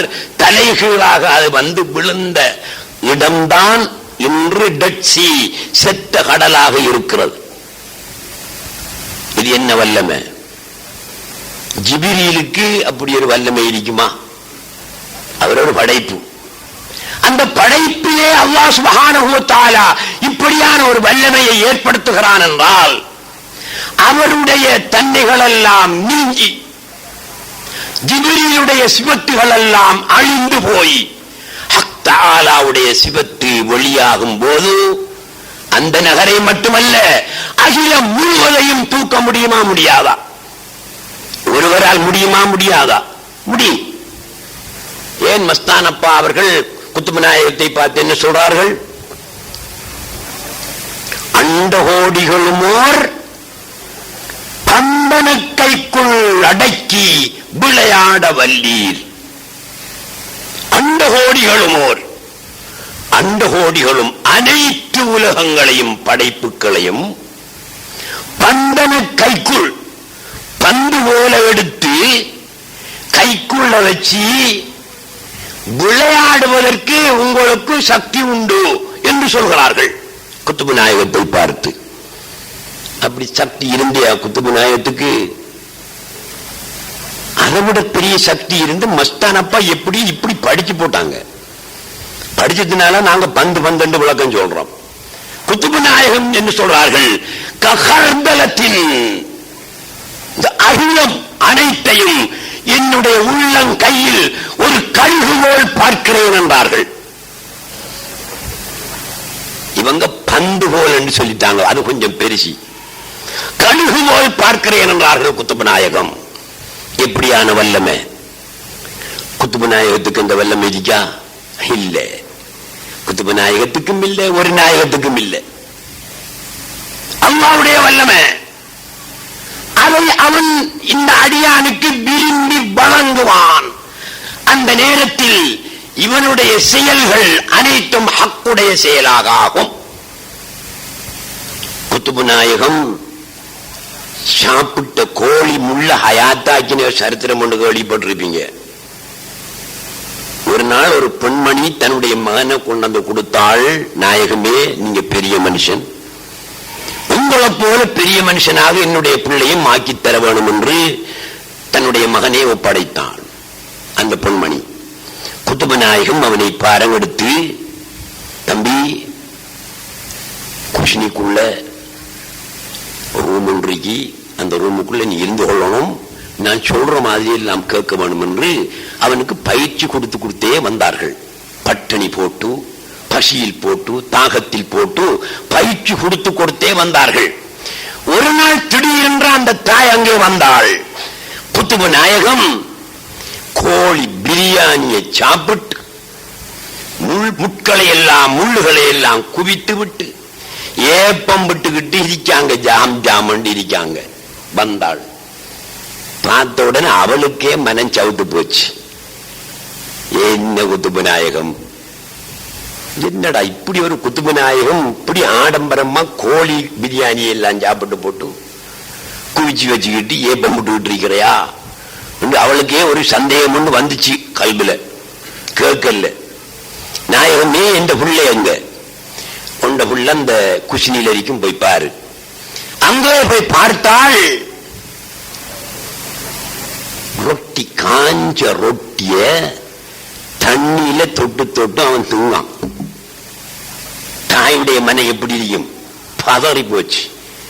ஓடி வந்தாள். குத்துபு நாயகமே, நீங்க குத்துபா, கோழி இறைச்சி சாப்பிட்டு, கோழி பிரியாணி சாப்பிட்டு முட்களை குவித்து விட்டு ஏப்பம் விட்டு விட்டு இருக்கிறீர்கள். என்னுடைய குழந்தை காய்ந்த ரொட்டியை தண்ணீரில் தொட்டி சாப்பிடுகிறான், இது நியாயமா? குத்துபு நாயகம் சிரிச்சிட்டு சொன்னாங்களாம், கொஞ்சம் அமருங்க அம்மா, அவசரப்படாதங்க, அமருங்க. தன்னுடைய தடியை எடுத்து இந்த முட்களை எல்லாம் ஒன்றாக கூட்டி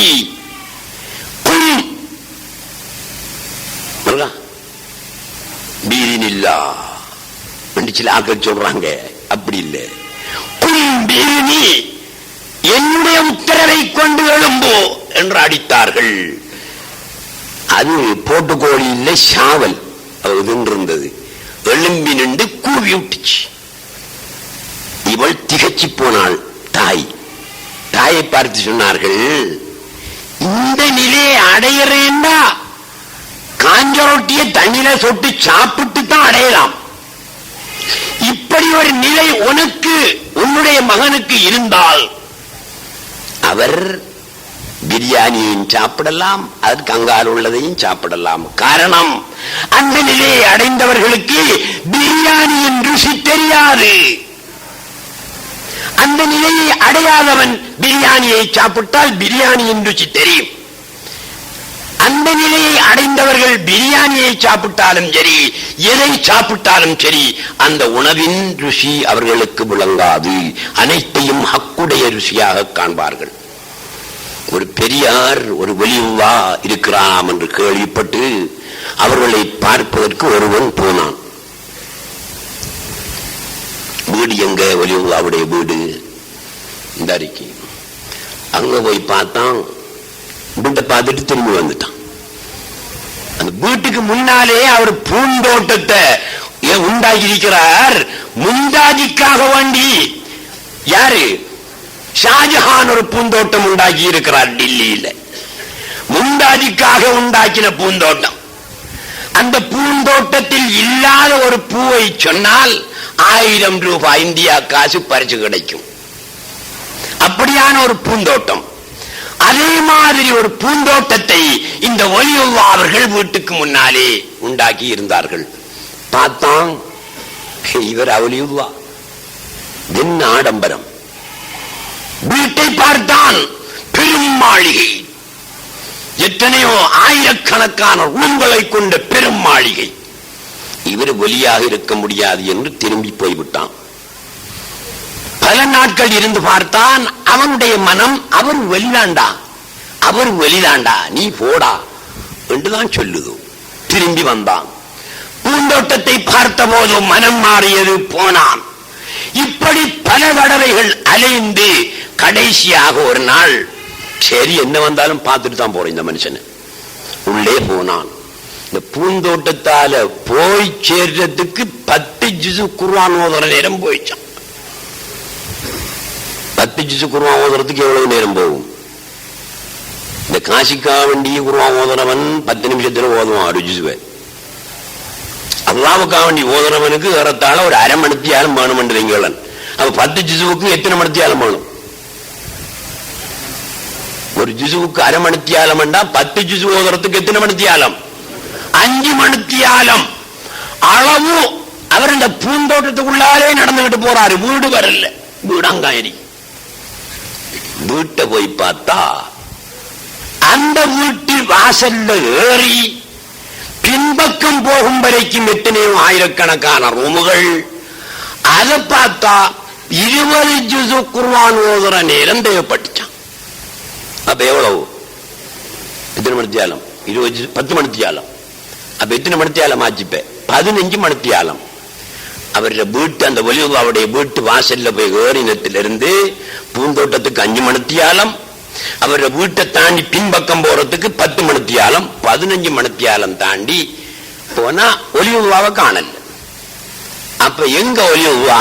அவரு பின்னால் இருக்காரு, போய் பாருங்க. அங்க போனா அந்த ஒலியுல்லா அழுக்கு மண்ணில, ஊத்த மண்ணில அவருடைய பாட்டுக்கு படுத்துக்கிட்டு இருக்காரு. என்ன இவரு இப்படி பெரிய மாளிகைகள், ஆயிரக்கணக்கான ரூமுகளை எல்லாம் கட்டி வச்சு போட்டு, இப்படி பெரிய பூந்தோட்டத்தை உண்டாக்கி வைத்து விட்டு, இவர் என்ன கோடிப்புறத்திலே அழுக்கு மண்ணிலே இப்படி அழுக்கான ஆடையுடன் படுத்துக் கொண்டிருக்கிறார் என்று வியந்து, ஏன் இப்படி இருக்கிறீ? ஏன் இந்த பூந்தோட்டம்? ஏன் இந்த பெருமாளிகை என்று கேட்டதற்கு அவர் சொன்னாராம், ஹர் குல் மே பர்வர்திகார் ஹே, ஹர் குல் மே பர்வர்திகார் ஹே. நான் ஒவ்வொரு மலரையும் ஒவ்வொரு பூவையும் அல்லாஹ்வாக பார்க்கிறேன். இன்னும் பூந்தோட்டம் பெருசாக வேணும்.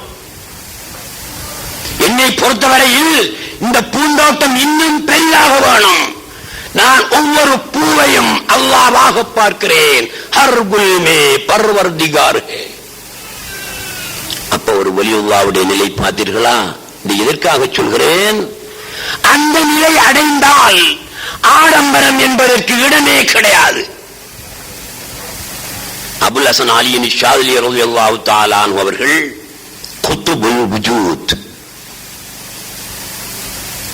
ஆகல்கிட்ட சொல்லுவாங்களா, இப்ப உடுப்பு மாத்தணும் என்று சொல்லுவாங்களாம். உடுப்பை மாத்தி விடுவாங்க, புத்த புது உடுப்பை மாத்தி ஒரு செகண்ட்ல சொல்லுவாங்களாம், அடுத்த உடுப்பு மாத்தம்பாங்களாம். அதை மாத்தி இன்னொரு செகண்ட்ல ஒரு நொடியில அடுத்த உடுப்பு மாத்துவேன்னு சொல்லுவாங்களாம். இது ஆடம்பரமா?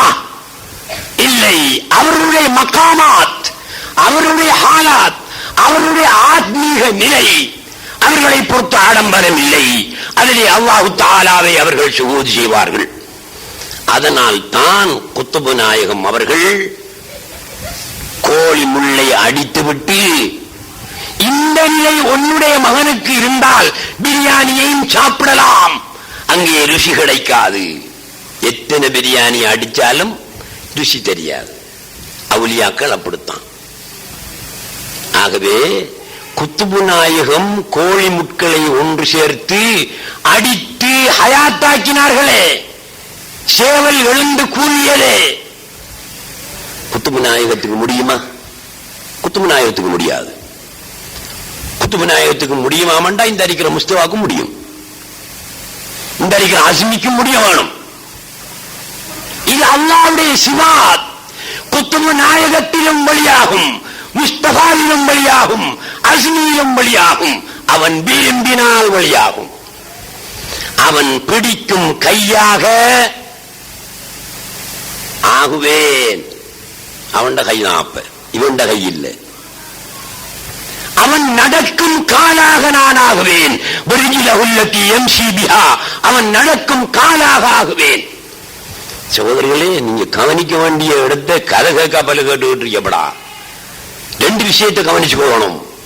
4 பரிசில்களில் அல்லாஹ் சுப்ஹானஹு வ தஆலா 2 பரிசை அவனுடைய கேள்வியாக ஆகுவேன், அவனுடைய பார்வையாக ஆகுவேன் என்று சொன்னான். அது 2ம் ஷடம் இல்லாதவைகள். அவனுடைய கையாகவும் ஆகுவேன், காலாகவும் ஆகுவேன் என்றான். இவ்விரண்டும் ஷடம் உள்ளவைகள். இதுல 4ஐயும் தான் சொன்னான்.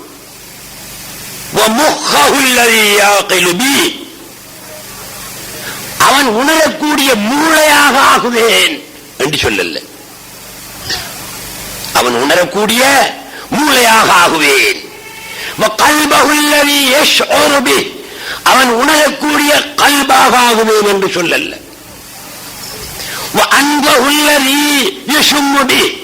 அவன் நுகரக்கூடிய மூக்காக ஆகுவேன் என்று சொல்லல.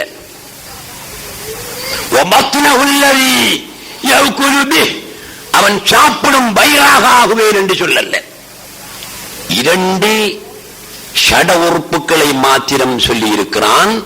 ஷடம் இல்லாதவைகள் 2ஐயும் சொல்லி இருக்கிறான். இவை மிக பிரதானமானவை.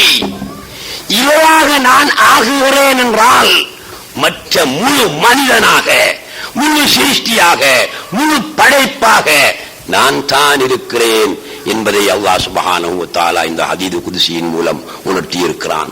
எனவே அன்புள்ள சகோதரர்களே, குத்துபு நாயகத்தை பற்றி பேசத் தொடங்கினால் அவர்களுடைய வரலாறுகள் கடல் போன்றவை.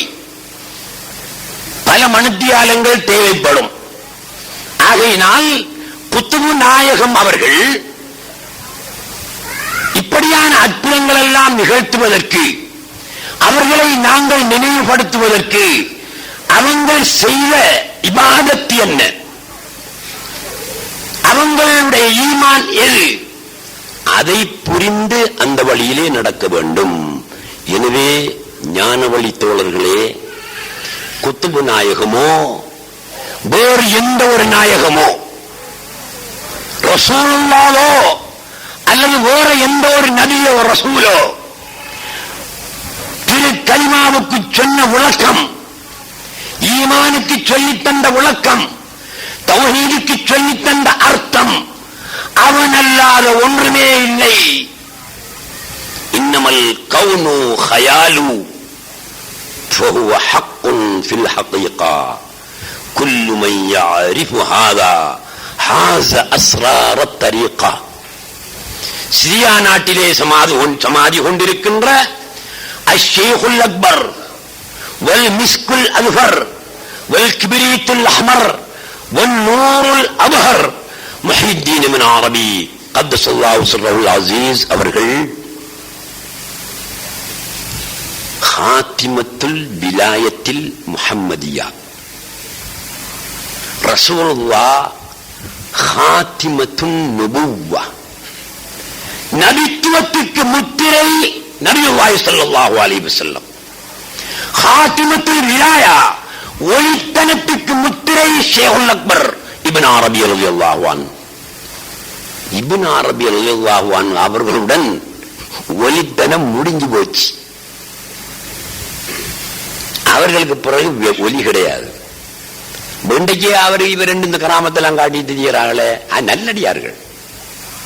அவங்க எல்லாம் நல்லடியார்கள், கிராமத்து காட்டுவார்கள், அதுல பிரச்சனை இல்லை. ஒலி என்ற பட்டம் ஹாத்திமத்துல் விலாயத்தில் முஹம்மதியா ஷேகுல் அக்பர் முஹித்தீன் இப்னு அரபி அவர்களை கொண்டு முடிவடைந்து விட்டது. பெரும் நாதா அவர்கள் என்ன சொன்னார்கள்? இன்னமல் கவுனு ஹயாலு. சிரியா நாட்டில் இவங்க ஸ்பெயின்ல பிறந்தவங்க, வெள்ளக்காரன், எப்படியும் அல்லாஹ் அரசர்களுடைய பரம்பரையில் உள்ளவர்கள், அமைச்சராகவும் கடமை செய்திருக்கிறார்கள். கடைசியிலே அல்லாஹ் சுப்ஹானஹு வ தஆலா அவர்களுக்கு நேர்வழியை நாடினான். அவர்கள் ஷாம் சிரியாவுக்கு வந்தார்கள். 500க்கும் மேற்பட்ட ஆன்மீக நூல்களை எழுதினார்கள். நம்ம ஊர்ல ஒரு ஆள் சும்மா ஒரு புத்தகத்தை எழுதிட்டா 4 பக்கத்துல போதும், அவருக்கு பாராட்டுக்கு உறவி விழாக்களும் அதுகளும் இதுகளும் எவ்வளவு நடக்கும். ஆன்மீக அறிவு புத்தகங்கள் 500க்கும் மேல் தயாரித்தார்கள் ஷேகுல் அக்பர் முஹித்தீன் இப்னு அரபி ரலியல்லாஹு அன்ஹு. அவங்கள அடக்கி சில நாட்கள்ல அவங்களோட எதிரி ஒத்தன், அவங்களுக்கு பல எதிரிகள் இருந்திருக்கிறாங்க. யதார்த்தவாதி, பொதுசன விரோதி. யதார்த்தம் பேசுகின்றவன் பொதுசனத்தின் விரோதியாகத்தான் இருப்பான். அதே அடிப்படையில் அவர்களுக்கும் பல விரோதிகள் இருந்தார்கள். ஒருவன் நேர்த்திக்கடன் வச்சுக்கிட்டான். ஒரு நாளைக்கு 10 தரம் ஒரு தொழுகைக்கு பின்னால முஹித்தீன் இப்னு அரபியை லானத்து செய்கிறேன். அந்த அளவுக்கு அவனுக்கு கோபம். என்ன கோபம்? கொடுக்கல் வாங்கல்ல உள்ள விஷயம் இல்ல. இவர் எல்லாமே அல்லாஹ் சொல்றாரு, இது என்ன அநியாயம்டா, குர்ஆனுக்கும் ஹதீஸுக்கும் மாற்றமான செய்தியா இருக்கிறே என்று மார்க்கத்தில் உள்ள ரோஷத்தின் காரணத்தினால ஏற்பட்ட ஒரு பிரச்சனை அவனுக்கு. ஒவ்வொரு நாளும் தொழுவிட்டு லானத்துல்லாஹி அலப்னு அரபி, லானத்துல்லாஹி அலப்னு அரபி என்று 10 தரம் சொல்லிட்டு போனான். ஒரு நாள் மண்டையை போட்டுட்டான். முகம் பன்றியுடைய முகமாக மாறி போச்சு. ஊராக்கள் ஊட்டவர்களுக்கெல்லாம் பெரும் அதிசயமா போச்சு. அந்த ஊராக்கள் அத்தனை பேரும் ஒரே முடிவுக்கு வந்தாங்க, இவன் நல்ல மனுஷன், நல்ல சேவை செய்தால் இந்த ஊர்ல, ஐங்காலமும் தொழுத மனுஷன், அநியாயம் ஒன்றும் செய்யாத மனுஷன். ஆனா அவனுக்கு இப்படியான ஒரு நிகழ்வு, அது முஹித்தீன் இப்னு அரபி அவர்களை சபித்ததினால் தான் ஏற்பட்டிருக்க வேண்டும். ஆகவே முஹித்தீன் இப்னு அரபி கிட்ட போவோம்னு அந்த வீட்டாக்கள் குடும்பத்தவர்கள் எல்லாம் ஓடி வந்து, நாயகமே, இவன் எந்த பாவமும் செஞ்சிருக்க மாட்டான், நாங்க அறிய, நல்ல மனுஷன், ஒரே ஒரு பாவம், உங்களை திட்டினான், இதனால் தானோ என்னவோ இந்த நிலை. வருகிறேன் என்று ஷேகுல் அக்பர் முஹித்தீன் இப்னு அரபி ரலியல்லாஹு அன்ஹு சென்று ஜனாசாவுக்கு பக்கத்திலே நின்று தொழுதார்கள். சுஜூதிலே நீண்ட நேரம் இருந்தார்கள்.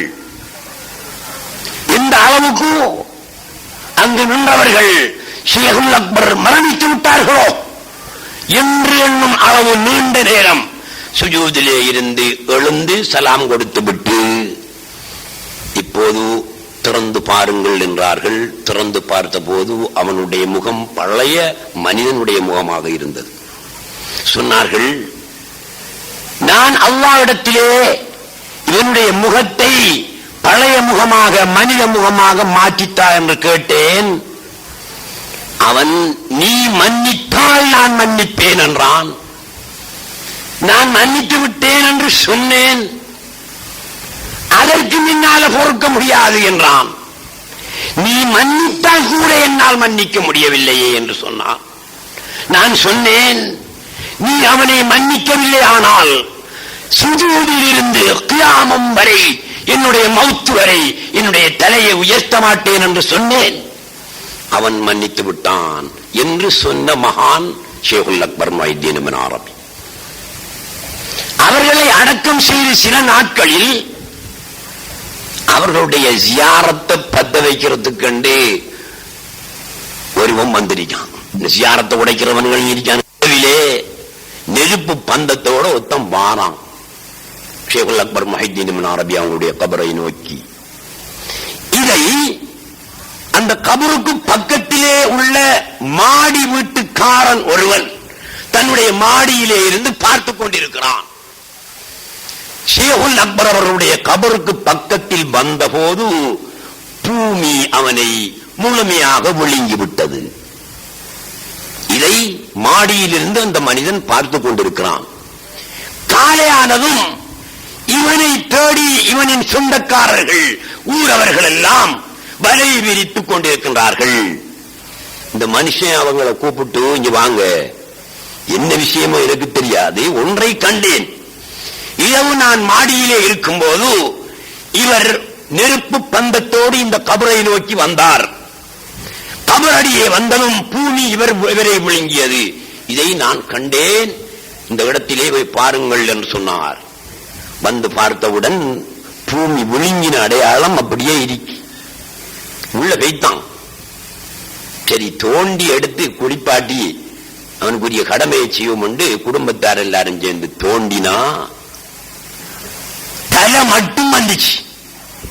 கழுத்தில் இருந்தா போல மேற்பகுதி, தலை மட்டும் வந்தது, உடல் வரவில்லை. அப்போது சொல்லப்பட்டதாம்,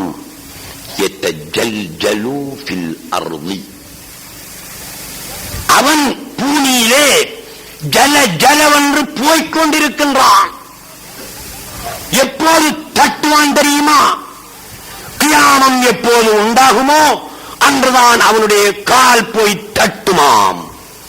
இந்த விஷயம் சிரியாவிலே டமஸ்கஸிலே இருக்கின்ற அவருடைய தர்கா ஷரீஃபில் இந்த விவரம் அரபியிலே எழுதப்பட்டு பிரேம் பண்ணப்பட்டு வைக்கப்பட்டிருக்கிறது.